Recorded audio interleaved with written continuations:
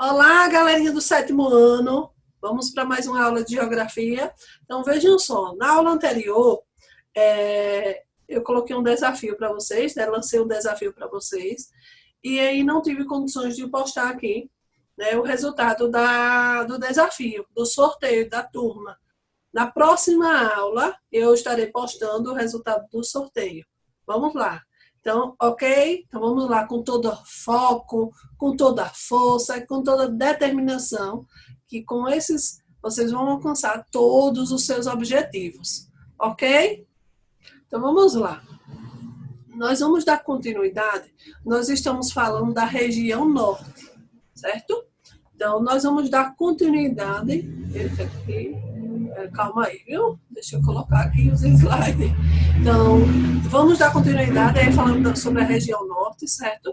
Então, hoje nós estamos no capítulo 11, questões socioambientais e desenvolvimento sustentável. Então, abrem o livro de vocês na página 129.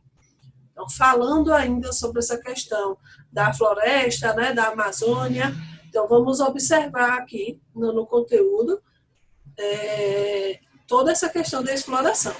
Então, a extração da madeira, a expansão de áreas destináveis à agropecuária, a urbanização e a construção de rodovias e estradas são as principais causas da devastação da floresta amazônica. Nos últimos 50 anos, a floresta perdeu cerca de 20% da sua terra, né, da sua área, da sua vegetação original, né, que corresponde a uma porção 3 vezes maior que a do estado de São Paulo.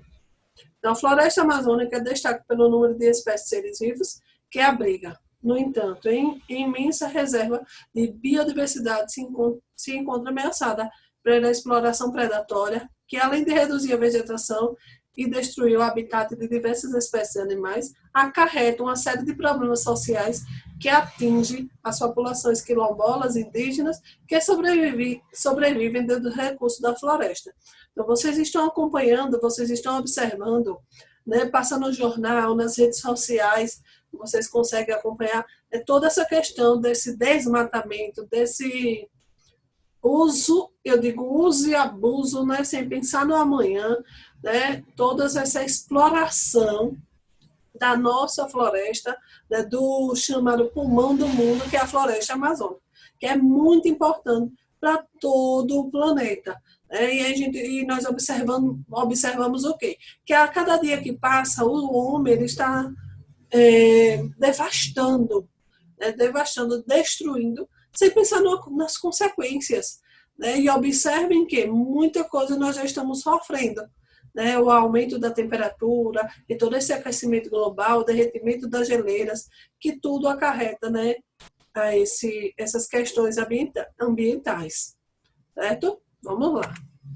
Observe aí, nesta fotografia, né, vocês observam uma área, né, devastada da floresta amazônica, mas que atualmente está passando muito no jornal, né, as queimadas, né, o desmatamento que está acontecendo, né, na floresta amazônica. Então, desmatando, destruindo, né, essa riqueza, esse bem precioso para a gente. Então, historicamente, o desmatamento amazônico é considerado elevado. Né? Vocês observam aqui no gráfico, observem toda essa questão, né, da evolução. Né? A velocidade de desmatamento voltou a aumentar. Então, teve uma queda no período aí, vocês observam aí na tabela, no livro de vocês também, se vocês estão com o livro aberto, no livro de vocês, aí na tabela de 2009 até 2015, teve uma queda, né, no desmatamento aí da Amazônia. Vocês observam aí que de 1998 até 2004, né, teve um índice muito grande, né, de desmatamento da floresta. E aí, a partir de 2015, 2005, começou a ter uma queda, né, algumas quedas, em 2008 ela aumentou, e de 2009 até 2015 teve uma queda muito boa. Mas observem que de 2016 em diante, começou, né, esse corte, esse desmatamento das florestas começou a aumentar. Ele voltou a aumentar. E atualmente, 2020, tem um avanço muito grande nesse desmatamento. Desmatamento, essas queimadas, todo o uso aí predatório, né, dessas madeiras, né, para pecuária, o cultivo, né, de plantações. Então, está toda uma situação um pouco complicada aí para a floresta. E nós sabemos que existe toda uma lei, existem leis rigorosas, né? Existem leis, mas existe também fiscalização, só que acaba o ser humano acaba burlando nessas leis, acaba burlando toda essa fiscalização. O correto seria aumentar essa fiscalização, aumentar essas leis, tinham que ser leis mais rígidas, né? Esse monitoramento tem que ser mais específico, tem que ter medidas, né, bem restritivas e ativas, né, para reduzir todo esse desmatamento, todo esse uso e abuso, né, da extração de toda essa madeira e essa abertura também, né, de mato para o cultivo, para a pecuária, que vem crescendo bastante na floresta amazônica. Tem que ser medidas mais eficazes, né? Arco do desmatamento. Vocês observam aí, né, toda essa parte verdinha aí no mapa, a floresta, né? Floresta amazônica, toda essa parte verde. E essa parte que está um traçado, as linhas vermelhas, e é o arco do desmatamento, certo? Então, os maiores índices, então esse arco do desmatamento é referência ao quê? Aos maiores índices, né, de desmatamento. Eles se concentram nesse arco do desmatamento. Não vou dizer, professora, será que não tem outras localizações aí na Amazônia? Não tem desmatamento? Tem sim desmatamento. É o quê? O que é que acontece? A maior porcentagem está nesse arco aí, certo? A maior concentração de desmatamento está nesse arco, que é o chamado arco do desmatamento. Então, a agropecuária tem avançado em direção ao norte do estado, da Amazônia, onde se encontram grandes áreas intactas de floresta.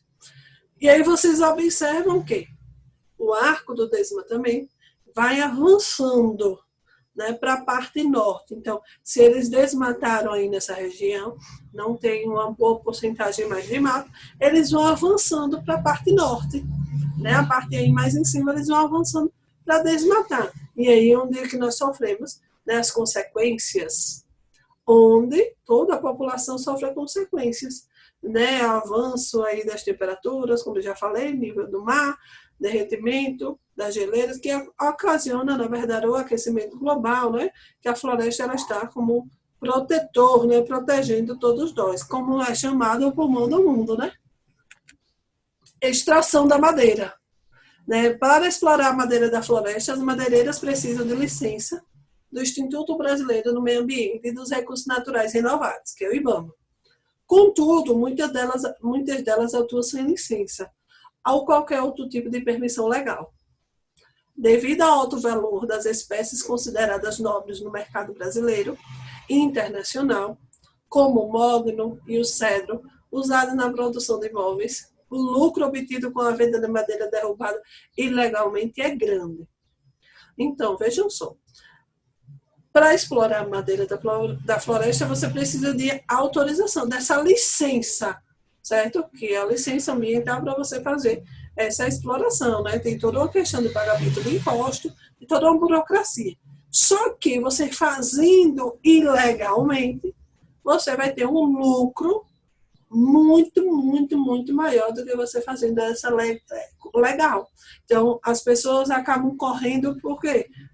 Pelas partes ilegais, né? Acabam burlando o sistema, burlando as leis e indo correndo para a ilegalidade. É onde nós sofremos os prejuízos, onde o meio ambiente sofre os prejuízos. Então, até a década de 80, a exploração da madeira se concentrava em áreas próximas às rodovias e aos rios, que permitem rápido escoamento da madeira extraída. No entanto, essa atividade passou a ocorrer em áreas cada vez mais interiores da floresta, alcançada por estradas abertas pelos madeireiros. Então, observem que tinha uma concentração, né, eles exploravam nas proximidades das rodovias e aos rios, e agora não. Agora existem algumas estradas abertas que facilitam mais ainda essa exploração. Expansão agropecuária, né, e é outro fator, né, que favorece aí essa corte das árvores, que é as atividades agropecuárias, né, principalmente os pastos destinados à criação extensiva de gado. Então, desmata tudo, desmata uma porcentagem aí das terras para criar gado, né? Ou criar gado, ou para prática de alguma atividade agrícola, né? De plantação, ok? Então, vocês observam aí, né? Que então, existem técnicas agrícolas avançadas, né? Por exemplo, várias e várias máquinas passam aí, olha, observem essa imagem de um lado direito, vocês observam a floresta, no meio tem uma estrada, né? Estrada no chão, e aí na parte esquerda vocês observam que teve técnica agrícola avançada, a utilização de máquinas, né, para a plantação, aí geralmente para o agronegócio, plantar, né, uma grande extensão de terra, para ter uma grande produção, que aí é onde entra o agronegócio, produção em larga escala. Aí observamos que, né, acaba saindo a floresta acaba sendo descartada para quê? Para produção agrícola e produção, né, criação de gado, né, criação de animal, outras práticas. Queimadas. A queimada consiste na prática rudimentar de queimar, né, da cobertura do solo, a fim de facilitar a limpeza da área para abrir um campo de cultivo ou de pastagem. É comum em áreas já desmatadas, com o objetivo de limpar campos destinados a replantio ou pastos, e até hoje é praticada em larga escala, provocando extensos danos ambientais. Além disso, além do risco de se transformar em vastos incêndios florestais, a queimada causa poluição atmosférica e degrada o solo, matando os organismos responsáveis pela fertilização e expondo a processos erosivos, além de contribuir para o aumento do gás carbônico na atmosfera. Então, queimadas é uma técnica muito antiga, né, muito rudimentar, de queimar o resto, né, daquela plantação, daquele cultivo. As pessoas mais antigas, né, o pessoal mais velho, que usa muito essa prática, né, quando vai, por exemplo, colher o milho, e aí fica, né, todo aquele resto de milho e acaba queimando. Dizem que é para facilitar a limpeza, e dizem que, os mais velhos dizem que é para, como se fosse adubo, que as cinzas servem como adubo, mas as cinzas até servem como adubo, uma porcentagemzinha, mas acaba destruindo o solo, né? Polui o ar, né? Destrói o solo, pode causar infertilidade do solo e vai causar também processos erosivos. Então, tem toda uma parte negativa, tem todos os fatores negativos que não é correto, né, utilizar dessa prática atualmente. Então, na floresta amazônica, eles utilizam também a queimada para facilitar, né, para dizer assim, vou resolver logo esse problema, queimar para o solo já ficar pronto para o cultivo, e aí é mais fácil, para não precisar tanto investimento. O que é que acontece? Acontece que vai gerar vários e vários prejuízos ambientais, certo?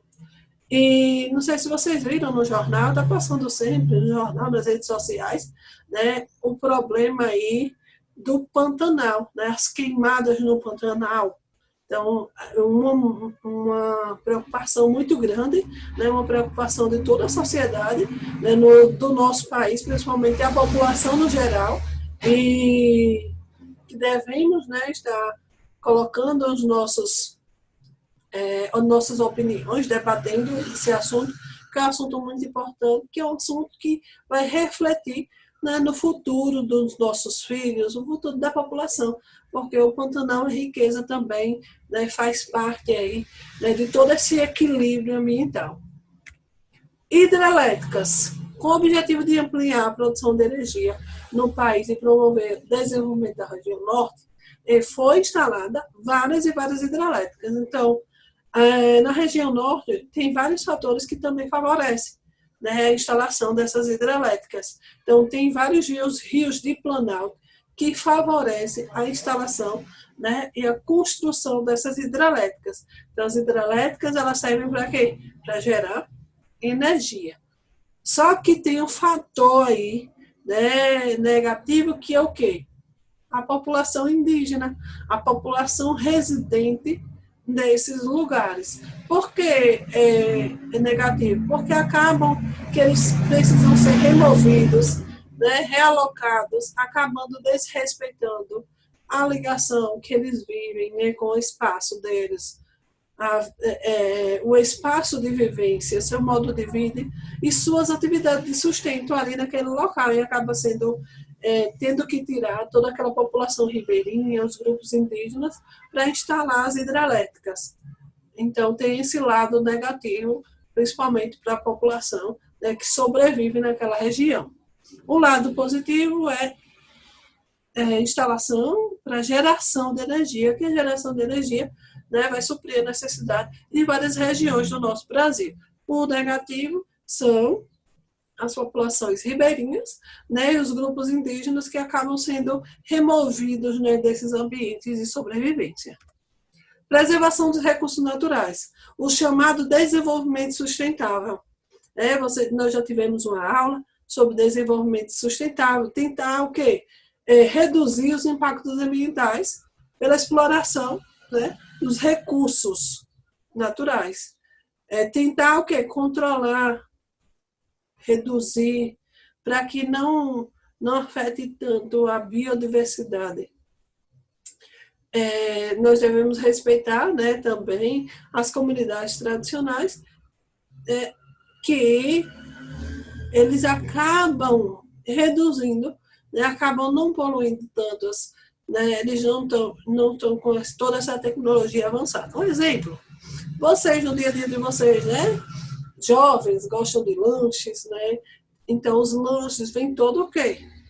Pacotes, plásticos, sacolas de papel também, então vem todo um enrolado aí, né, de lixo, né? Então, a preservação desses recursos naturais, então as comunidades mais tradicionais, elas não utilizam muito dessas coisas, desses lanches, elas tentam reduzir, elas tentam respeitar toda a natureza e cuidar da natureza, que é o nosso recurso, né, é o nosso bem precioso, e nós devemos, né, sempre no nosso dia a dia estar buscando, né, essas alternativas para tentar um desenvolvimento sustentável.